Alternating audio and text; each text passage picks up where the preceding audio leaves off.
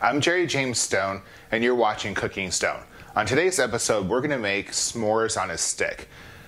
The reason behind this really, the inspiration behind this really is I love to camp. I love everything about camping. I love getting out there with nature and hiking and getting sweaty and dirty and just sort of living like, I don't know, some sort of Neanderthal for a few days. There's just something really cathartic about that experience.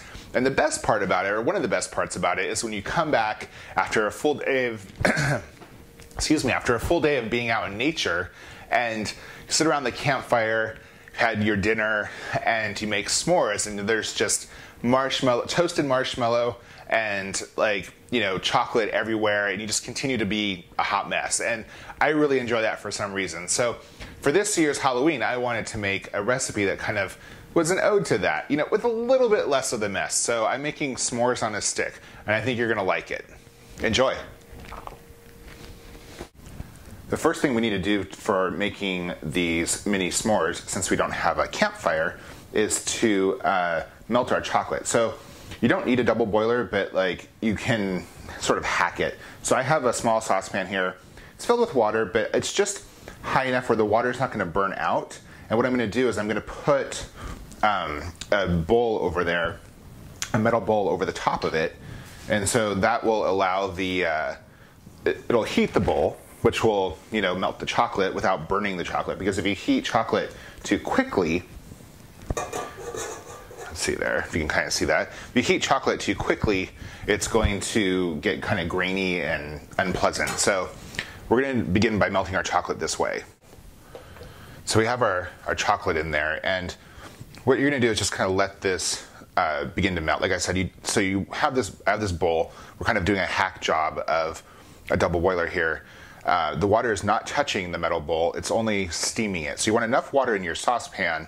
In fact, you can kind of see some of the steam coming up the edges there, like right there, yeah. So you want enough water in the saucepan where the water's not going to cook down. You don't want to burn your pan, but you want to heat the chocolate slowly. The reason you're doing that, by heating it slowly, it won't get grainy. So you want to slowly melt the chocolate, and then as it begins to melt, we're just going to take a whisk and whisk it all together. Smells really good too. So just let that continue to melt.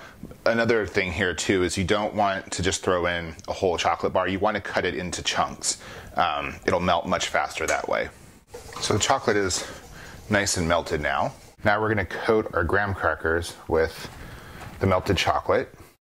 While our chocolate covered graham crackers are cooling, we're going to go ahead and prep the surface for our marshmallows, covering it in powdered sugar. It's important that you don't put the graham crackers with the chocolate in the refrigerator. You really want melted chocolate to temper at a very slow pace. Putting it in the refrigerator will only make it grainy and unpleasant, and it'll just sort of melt when you take it back out. So we're gonna prep this and get ready to make our marshmallows while that happens. Now that we've made our marshmallow cream, we're gonna go ahead and just spread it out here. We wanna spread this out so it's about a ½ inch thick. So using a greased pastry knife, we're just gonna cut our marshmallows into the same size as our chocolate covered graham cracker crusts. The reason you grease the knife is so the marshmallows won't stick to it. You just want it lightly greasy. You don't wanna cover it and shortening or anything like that. So just cut them into equal rows here.